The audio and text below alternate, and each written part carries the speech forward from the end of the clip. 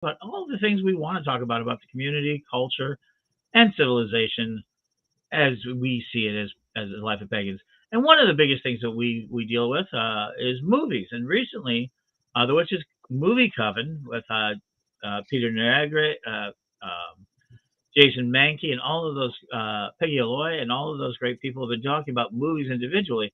And as we know, Reverend Don, and today Reverend Mary Hawk is with us, and they are lovers of movies. So I'm going to just step aside and hand it over to them. And remember, talk in the chat room. You can ask anything, and they will be able to answer. Well, here we are. So, movies. Um, one of the things that I have done and plan to do again is Reverend Don's Library of Horror, dealing with horror films and their metaphysical themes. But I don't know if we necessarily want to limit this conversation only to horror films, but maybe to metaphysical themes in films in general. Because there are a lot of metaphysical films out there that I think bear discussion. Okay. You know, one of the things I often have heard in the past in the pagan community is um, the idea that Hollywood has not served um, paganism and the magical community well. But I don't know that I personally agree with that. I think it's actually been quite a benefactor to us on many occasions. Not all, but many. I know that the Harry Potter franchise was a huge benefit to our community and made it much easier to use the W word in public than it had previously been. Um, I think I certainly will say that I don't know that there has been a lot in the way of realistic portrayals of the pagan community in video, but there have been a few. Um, have you ever seen Simon King of the Witches? I have not, although that sounds interesting. I haven't even heard of it. You can find it on YouTube. People who are watching, I recommend it. I wouldn't call it a flattering portrayal of the magical community, but it's a very amusing one, and in its way, very accurate. It was obviously written by someone who knew the community and had not necessarily had the best experiences with certain individuals, and they made that kind of clear. But you can recognize the community in it very well. It's from the early 70s. Hello, Ariel Alexandria, or Ariel Alexandra. Welcome in the chat room. It's an interesting film. It comes under the heading of a horror film, I suppose. Early mid 70s, and it definitely looks like the early mid 70s, which is part of its charm, in my opinion. And has a slightly Lovecraftian feel around the edges. And it deals more with the ceremonial community, really, but it touches on the pagan community. And if you wanted to actually learn about those communities, it's not the film to watch. But if you know about the communities, it's rather funny. And welcome, VK. And but is it a good movie in its way? I would say yes.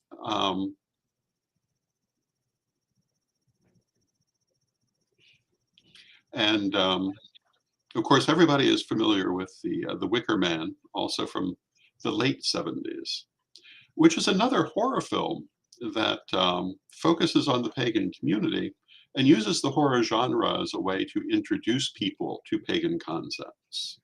Now, that's a definitely interesting movie, and in my experience, pagans love it or hate it. I would have to say the same. Most of the ones I've known have loved it, and Ariel is asking how she could start pursuing Wicca. And what I would say is consider signing up at witchschool.com. We have full degree classes. The first degree is a year and a day long. It also has no cost. You can pursue it at your leisure. And many other classes, not all of them from any one background. We have classes in Druidry, we have classes in various kinds of metaphysics, a lot of tarot classes, astrology classes, and so forth, as well as Wicca and Druidry, and there's some ceremonialism, a lot of different things to be pursued. So that would be my recommendation for that. But I was talking a little bit about The Wicker Man.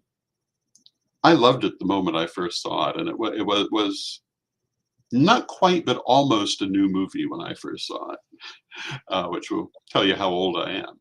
But When I saw it on video mhm. several years ago, and I enjoyed the movie. It's very tongue in cheek. It is tongue in cheek, and are we going to give away the ending or not? I don't. Part of me says everybody's already seen this, but part of me says some people may not have. So we probably shouldn't give away the ending. But it has one of the best endings you could ask for. I will just say this for the people who are up in arms about the ending. Well, the person who came to a bad end was told to butt out many, many times and chose not to. Yes, entirely free will. And if there are people who don't like the ending of the original Wicker Man, I would recommend they watch the remake with Nicolas Cage. They'll feel better about it. Enough said about that. I think the earliest film really dealing with the issue of witchcraft per se is probably Häxan, which is Swedish, I believe, from 1922, and it dealt with the witch hunt specifically. It dealt with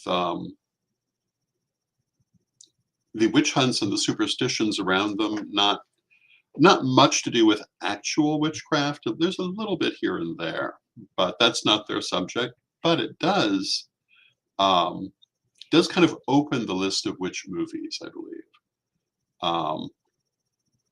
I suppose that there had been some earlier incarnations of The Wizard of Oz that must have had a witch in them. But I think Häxan really is the first full-scale movie dealing with the subject as a subject that I am aware of. Not the first dealing with magic, but with witchcraft. Beautiful film, horrifying in its authenticity. And their premise was that the cause of both the witch hunts and the belief in witchcraft was mental illness. But for 1922, that was pretty much an expected comment for them to make. I see the question in the chat room, what is my favorite movie? And of course, it's directly relevant to this conversation. It's The Mummy from 1932. And I consider the 1932 Mummy to be probably the best horror film and also the best metaphysical film that I have seen. That is a great film. Beautifully executed.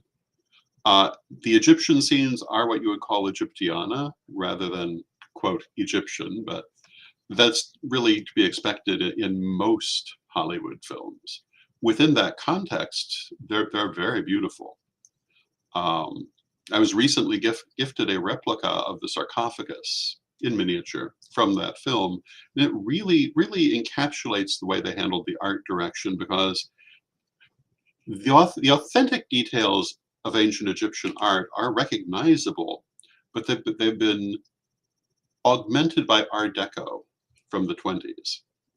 And it makes a very interesting feeling. And that kind of sums up the entire film in some ways. The background is beautifully handled. The mythological aspect of it. It deals heavily with reincarnation. It deals with magic. And the thing that has some beautiful costumes, if you like the Hollywood glamour era. The leading lady, the character is said to be half Egyptian in the storyline, which I assume means half Coptic. Actually played by a Germanic actress, but you know, Hollywood. Yes. Zita Johann. And she chose not to renew her contract with the studio before the film was edited. And so they cut out a lot of her scenes in retribution. And there had been a montage of the reincarnations of her character, and that they ended up on the cutting room floor. But I don't know that harmed the movie. There was a time I thought it did, but looking at it, I think in a way, because I've seen the still photos of that footage, and it was not as well handled as what survives. I think it may have been a wise choice to delete at least part of it, because you still understand that she's had many incarnations. And of course, the story of the mummy is that the reincarnated princess is being pursued by the revivified mummy of her former lover, who wants her to join him in eternal life. But she wants to go on with her normal incarnations. She feels she's lived and grown and developed since then, and she does not want to be caught in an unchanging form. And she's horrified by the idea that he plans to kill her and resurrect her in the same way he has been resurrected. And that's where the movie, in my opinion, really rises to a level of greatness, because in almost every film of that era and 2 generations after it, and even to a large extent, many today, what happens at that point is that the stalwart hero rescues the poor maiden who has stumbled while running from the monster, because of course she did. But that is not what happens in this movie. She defends herself, and she uses the magic that she has remembered as a priestess of Isis to defeat the mummy on her own, while the stalwart boyfriend is beating on the door, unable to get in. And I've always thought that was way ahead of its time, really, and a wonderful ending. None of the later mummy movies that I know of, maybe the modern franchise, but not like the ones from the 40s, ever revisited that theme or any of the higher themes of the original. But the original was one of the great movies, I think. A lot of Karloff's movies during that early 30s period did touch on metaphysical things in different ways that were quite interesting. Another one we did in the Library of Horror is called The Ghoul. And it also has an Egyptian my favorite from the Library of Horror. It's pretty cool, isn't it? It is. In The Ghoul, Karloff portrays an elderly Egyptologist who, well, I can't say too much without giving away the whole of the plot, but he is a devotee of the god Anubis. And the way that this is approached, the way the story is told, even the comedic elements, I think, are really, really very nice, and it's a terribly underrated film. I mean, you never hear it mentioned among the greats, and yet it actually is really pretty good. What I find interesting is he clearly worships Anubis, and nobody in the movie talks bad about him for it. Yes, it's completely accepted. And there is no vicar talking about him going to hell, which really surprised me. Mm-hmm. Yeah, and you know that's also an aspect of the mummy that we were just discussing, because again, the presence of Egyptian religion and Egyptian spirituality in this film is portrayed as being more or less unremarkable, which tells you something about the spiritual climate of the early 30s. You know, a lot of people try to tell you that the metaphysical renaissance really comes in the 50s and 60s, but they're mistaken. It was well underway in the early part of the 20th century. It was well underway in the latter part. Well, I'd actually have to say, in my opinion, it's been continual. But Egyptian religion was a fairly strong force in the sense of that it's portrayed in the Ghoul as something that mostly individuals were doing, although you see it being reflected in the Golden Dawn a little bit earlier. You see it reflected in the works of Crowley. You see that Egyptiana, was a major force at this time. And the interesting thing about the Ghoul, as you say, is that nobody is shocked. Nobody's really shocked in the Mummy either. And you wonder,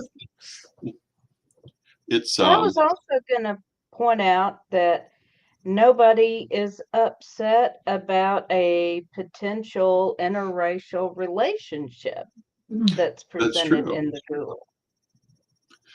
And this is that's a very important point, and I think it reflects to some extent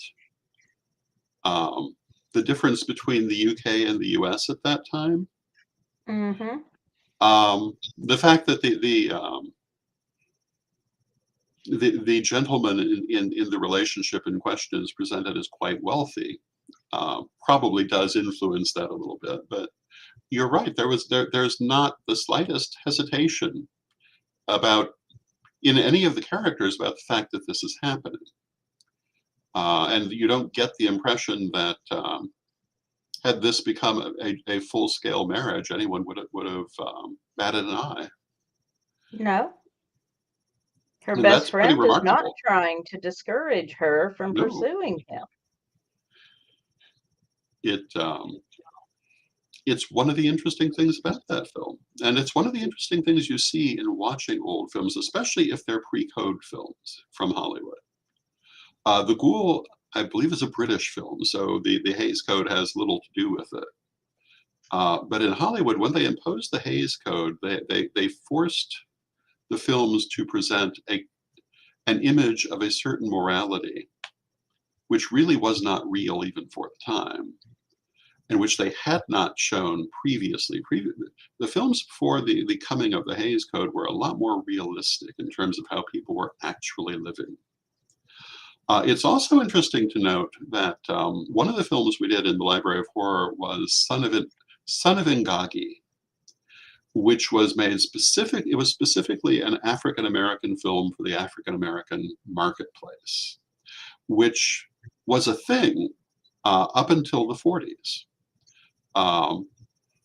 In the 50s, it kind of fell away as segregation fell away. But there had been quite an industry creating films specifically for an African-American audience, which also were more realistic than a lot of the mainstream films. Well, thank you, VK, for that lovely comment. And hello, Ryan. And hello, Arlene. And I'm sure there are many other people who have entered the chat room that we have not noticed because we've been talking. But that's kind of what we're here to do. So hello, everyone. Yes, hello.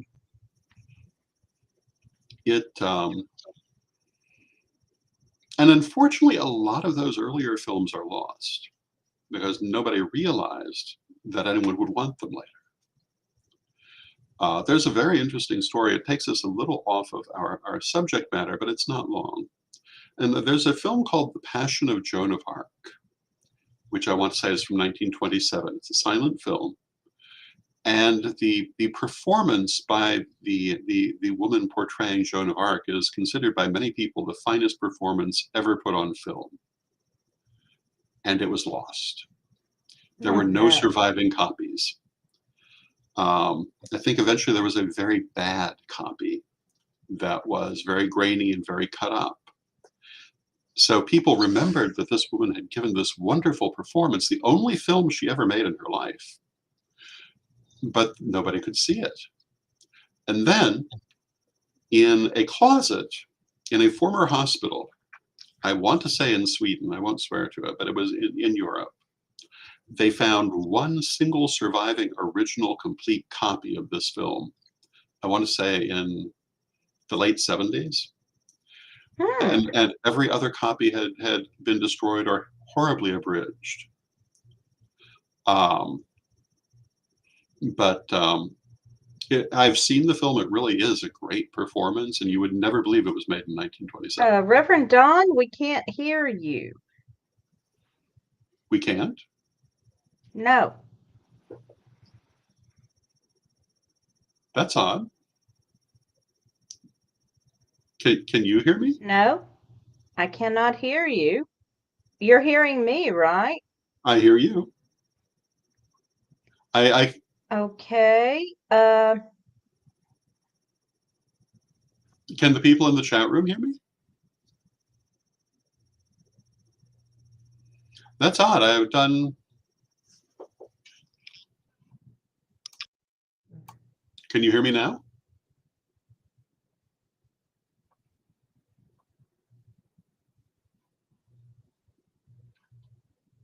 Okay, can the people in the chat room hear me?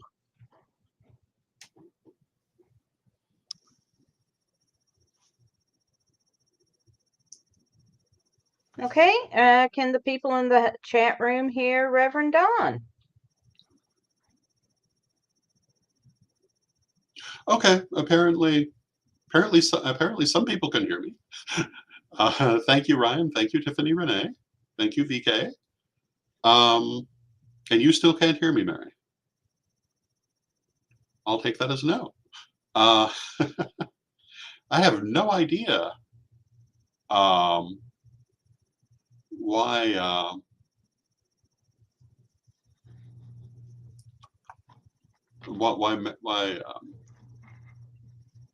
So anyway, I'm going to continue. We were talking about The Passion of Joan of Arc, and you know, it really is a wonderful performance.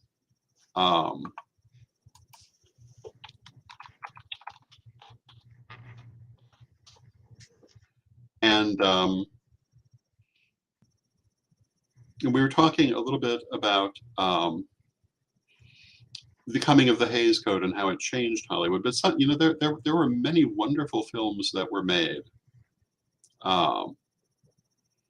that predate that, which do not survive now. A lot of the silent films they did not preserve. It's like a lot of early television also. It didn't occur to them that people would want to see these later. They were thinking of them as being so topical that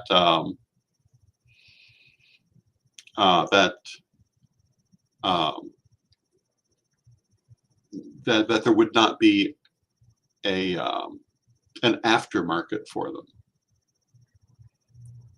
And so Mary is having trouble hearing me, and I want to suggest. I don't know what to suggest. I guess everyone else can hear, so perhaps if I went out and came back in.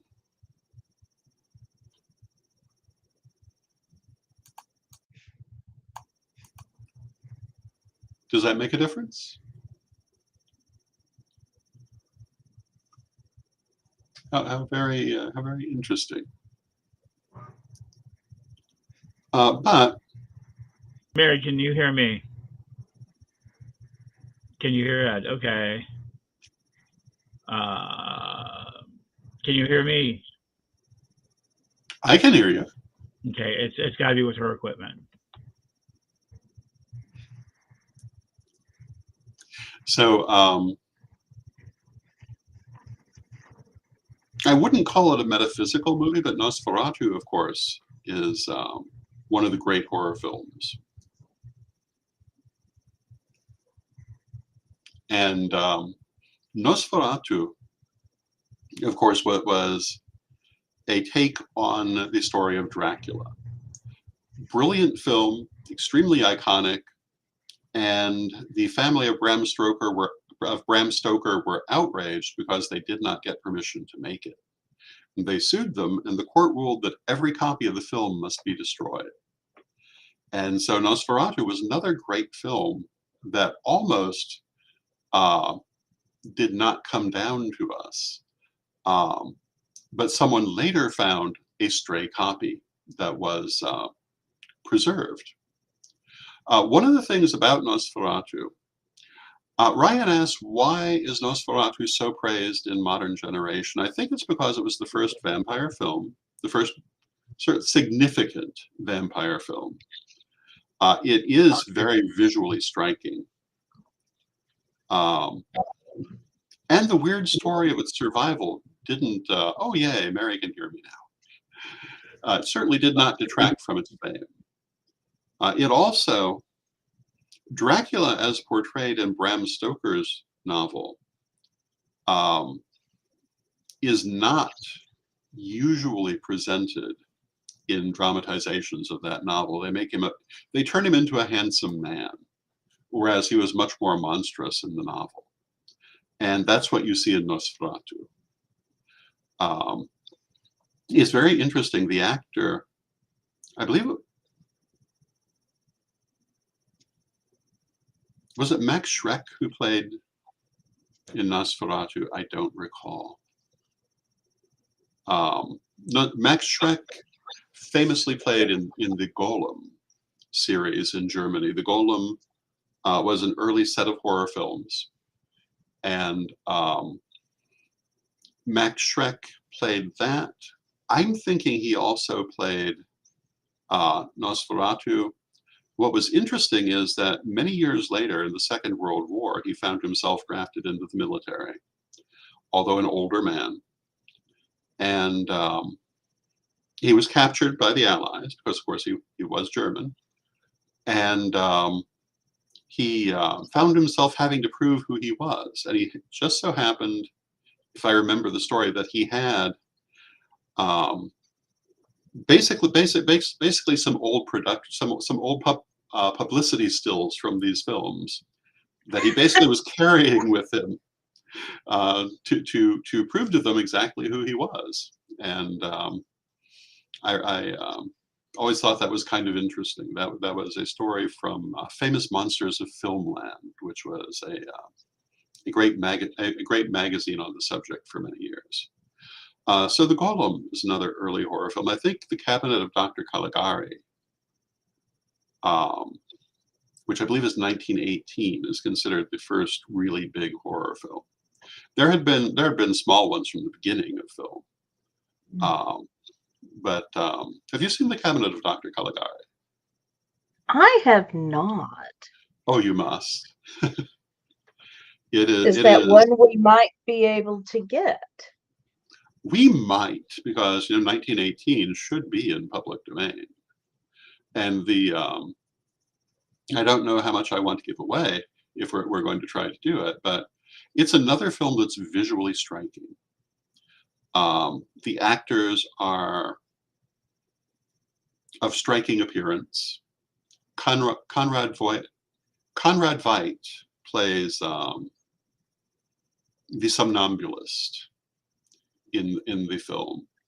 I don't think any of the other actors would be known to a modern audience, but Conrad Veidt went on to have a career in Hollywood, whereas the others did not.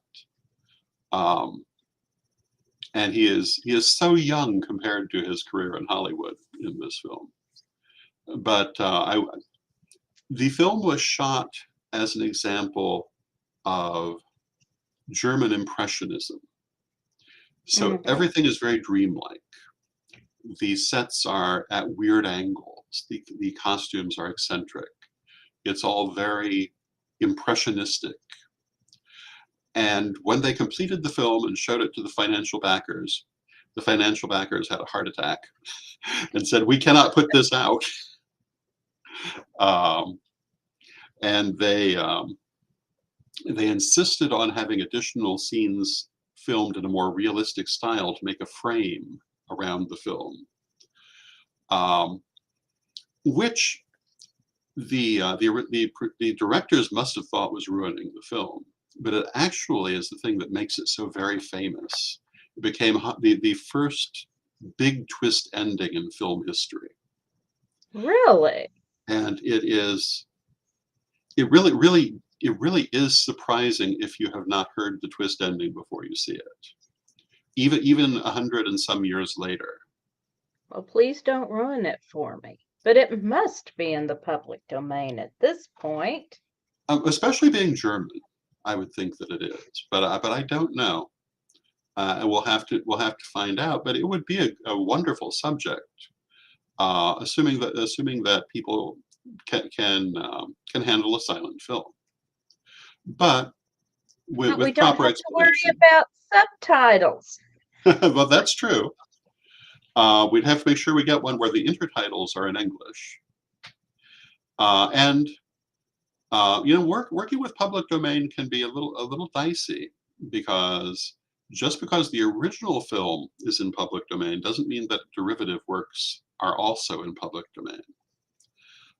So, for example, there's a beautifully restored copy of The Cabinet of Dr. Caligari, but I don't know that that's in public domain. But the older, rougher copies are, I think.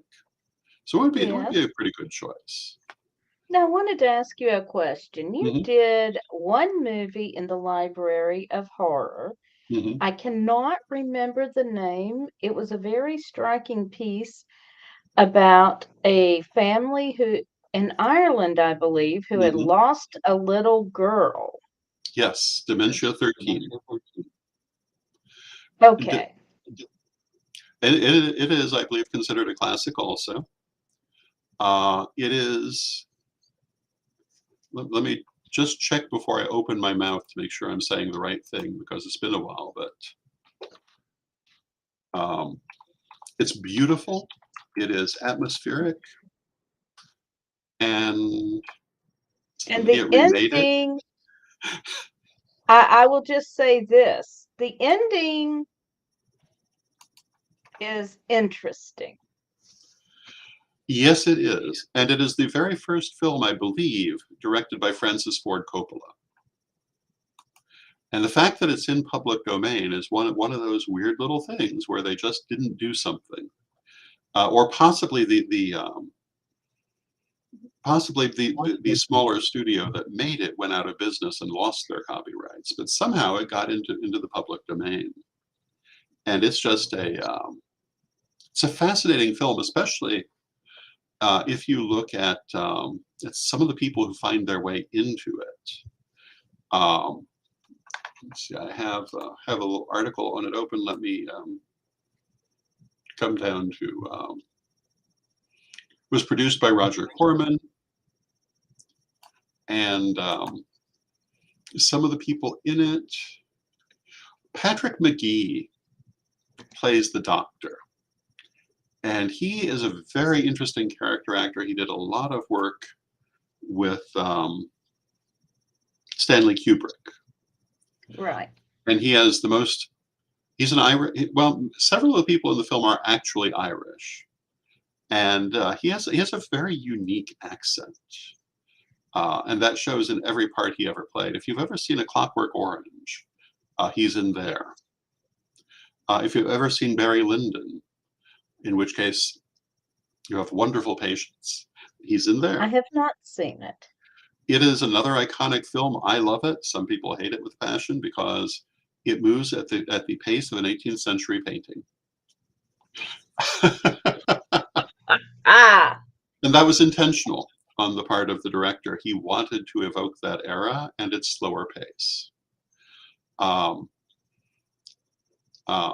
Barry Lyndon is not obviously a horror film, but there's some interesting things about it.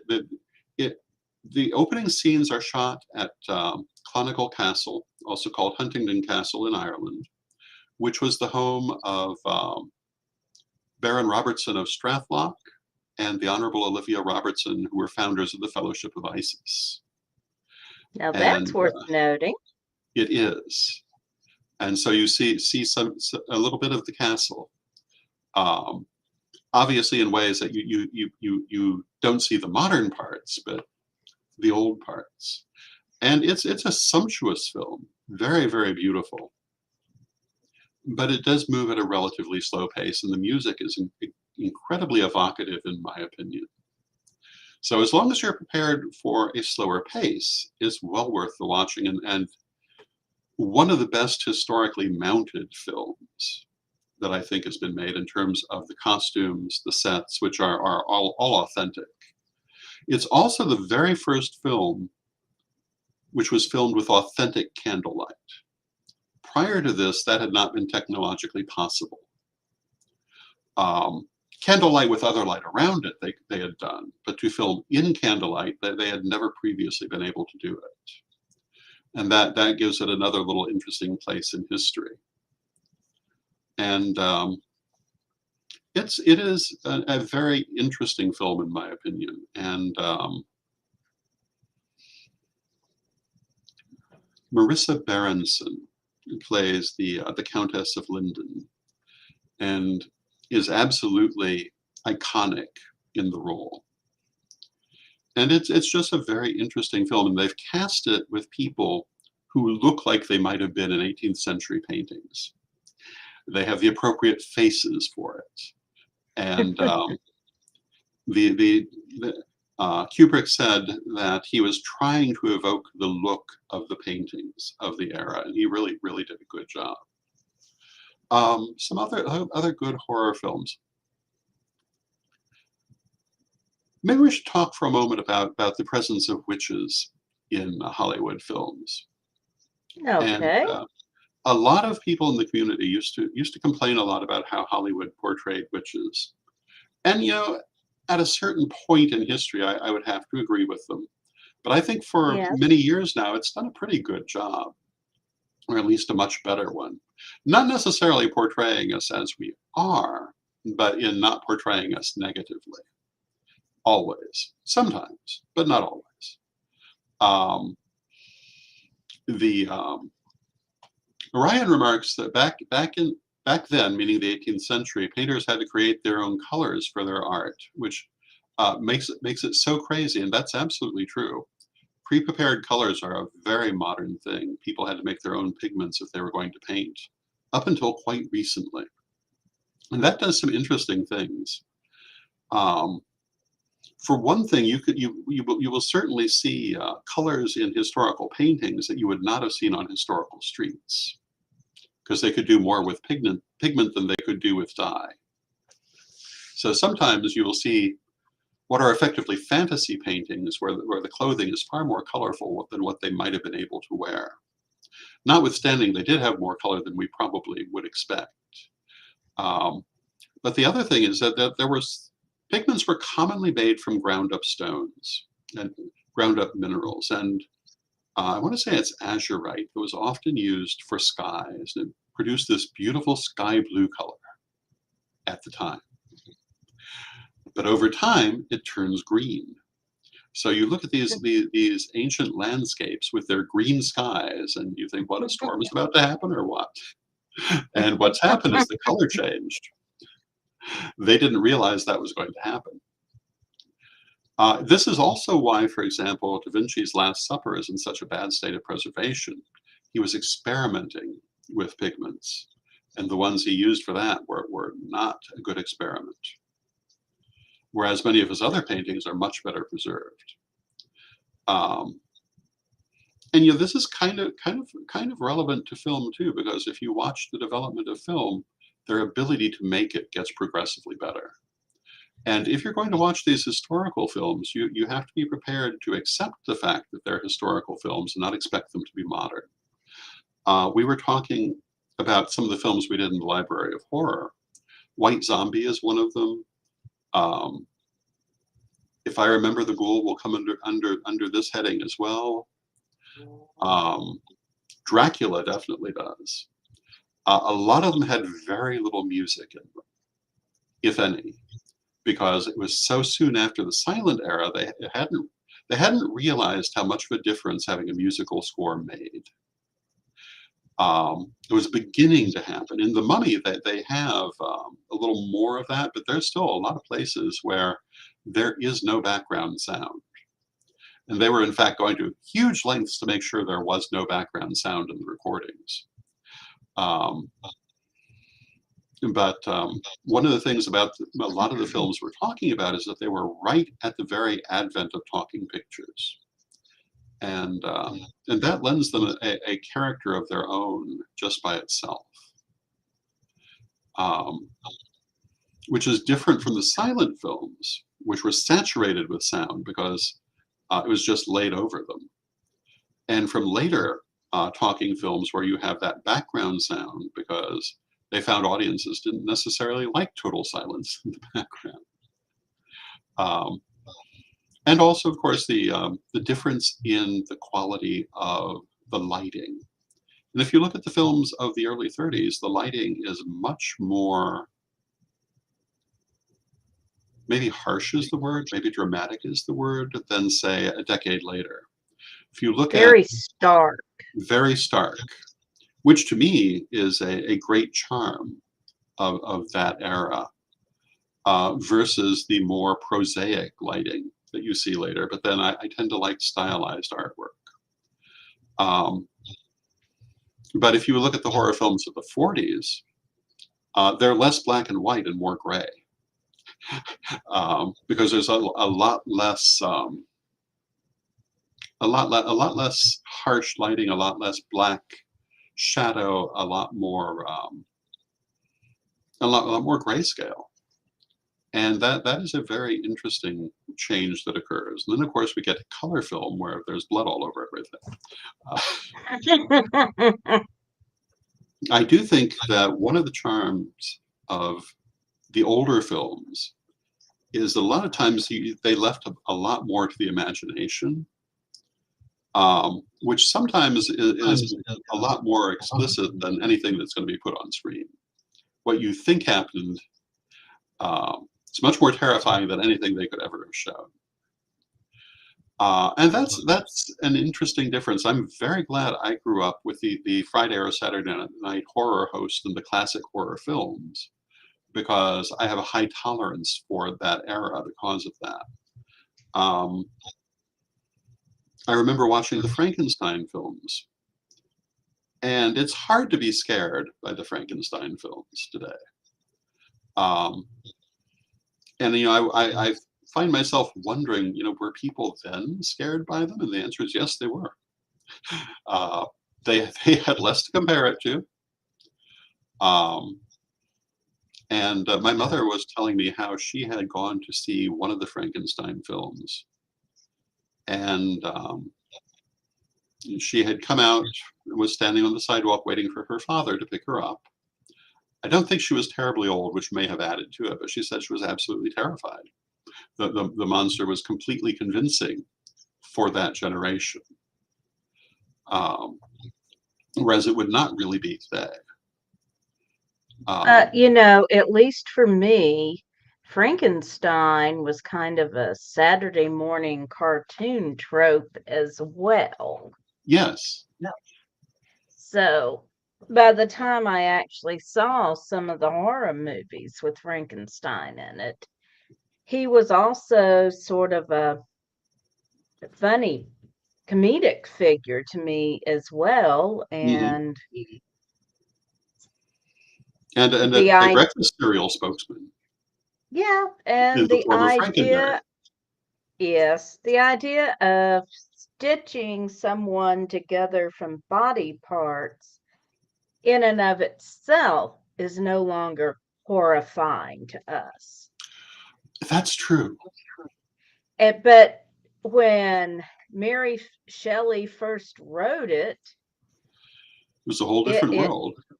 It must have given people the vapors. And Mary Shelley's novel is very different from the 1930s Frankenstein. There is a version from the 1970s called Frankenstein, The Whole Shocking Story, I think it's called, with, I think, Michael Saracen playing the monster, that really talks more to what she wrote. Because the horror of Mary Shelley's novel was that when the monster was created, it was entirely successful. He was created as a handsome man. Frankenstein proceeded to educate him and introduce him to society with every advantage of wealth. which Frankenstein could give him. And then they found out it wasn't permanent, and he started to decay. And it's the idea of the intact brain in the decaying body that is part of the horror of the original novel, which anyone my age or older can certainly identify with. There are two wonderful films about that summer. One is called Haunted Summer, the other is called Gothic, both from late 80s, possibly early 90s. But what happened is Percy Shelley, Mary Shelley, her sister Claire, I believe Claire, Lord Byron, and Dr. Polidori all stayed together at a villa in Geneva. And they had a contest, at least in, and Corey, hello Corey, remarks that Julian Sands' Gothic is a delight, and I totally agree. Oh, I must tell my adopted nephew, Corey, hello. Ah. Thanks for watching, nephew. Yes, indeed.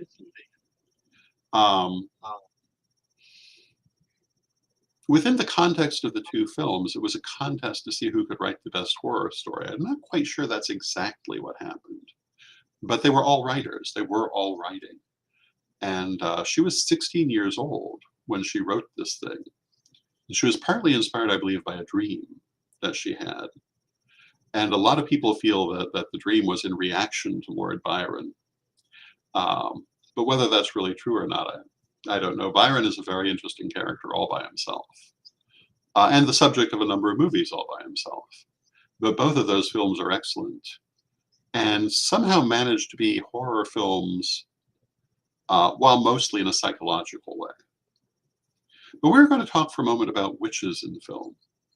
And in the first half of the 20th century, the vast majority, I think, of witches in film were either in animation or they were variations of the witches in The Wizard of Oz. The Wizard of Oz was hugely popular at that time. And there had been a number of films before the famous one from 1938. There were especially in the silent era, there were a number, some of which I believe Frank L. Baum himself was involved in producing. And they run the gamut from mediocre to outright horrifying, to not too bad, but they mostly don't really resemble the Wizard of Oz books at all. The ways that they use costuming to try to reproduce these characters was not nearly as good as what came later. We'll just say that. But in '38, they made The Wizard of Oz with a gigantic budget and wonderful effects and an incredible cast, including Margaret Hamilton as the Wicked Witch of the West. And also as the Wicked Witch, or as the Good Witch of the North, Glinda, they had the widow of Florence Ziegfeld. I know her name. I can't think of her name. Billie Burke. Billie Burke played Glinda the Good Witch. But they did something really interesting with the Wicked Witch. They originally were going to cast her as a glamorous character with Gail Sondergaard playing her. But somehow they decided this isn't what they wanted to do. And they got Margaret Hamilton, who was a character actor, who was known for her sharp features. And I want to say she was only like 38 years old when she was playing this part, maybe even a little younger. But she was absolutely iconic, and they slathered her up in green paint. And the reason they did this was because it was one of the first big films in Technicolor. They wanted to have as much color as they could. Originally, it was called Emerald City, so they were really emphasizing the color green. So they made the witch green. But the reason that she's green is not because she's a witch, but because she's a Woogie, which was the population of her part of Oz. And if you look at the witch's castle, all of the guards look just like her because they're all the same people. But after that, the idea of a green-faced witch became very popular. It does not exist before. You know, every so often you'll hear people talking about how the green-faced witch is a memory of the witch hunts and the poor bedraggled prisoners, and that's absolute historical nonsense. It originates with this film and not before. Connection of the color green to witchcraft, yes, but the idea of a green-faced witch was never there.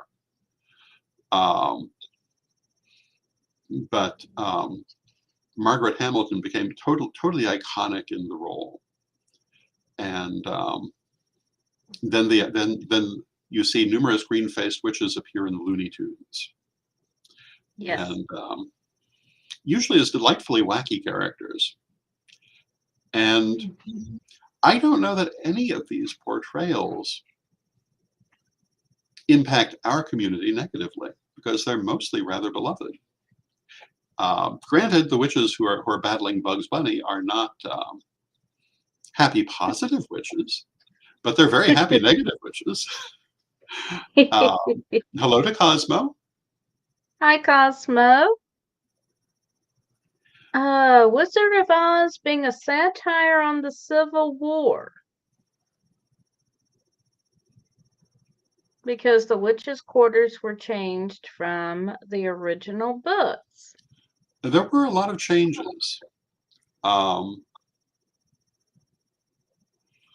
I don't know about that, but it is true there were a lot of changes. The witch in the book was not only not green, she was not associated with the color green, her color was yellow. But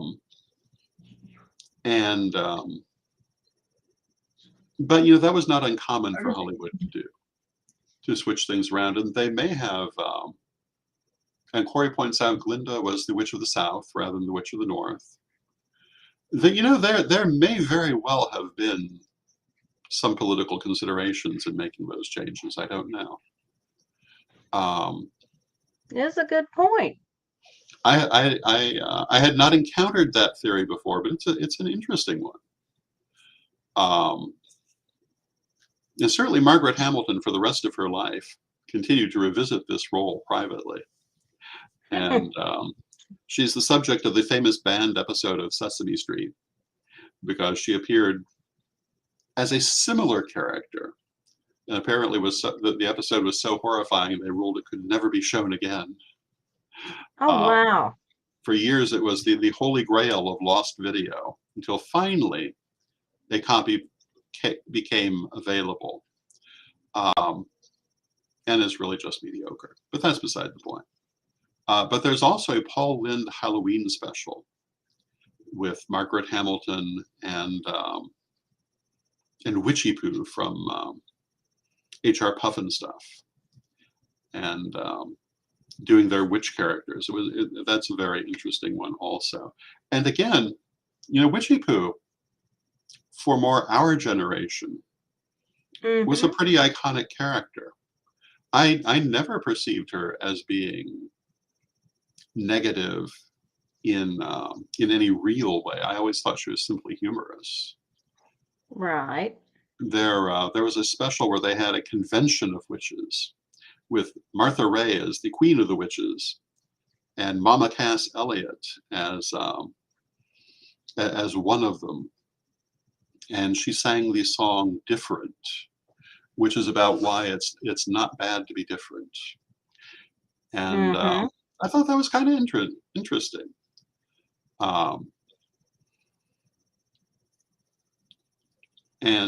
You know, we could go on this subject all night, but I think it would probably be better if we come back to it on another occasion. Yes.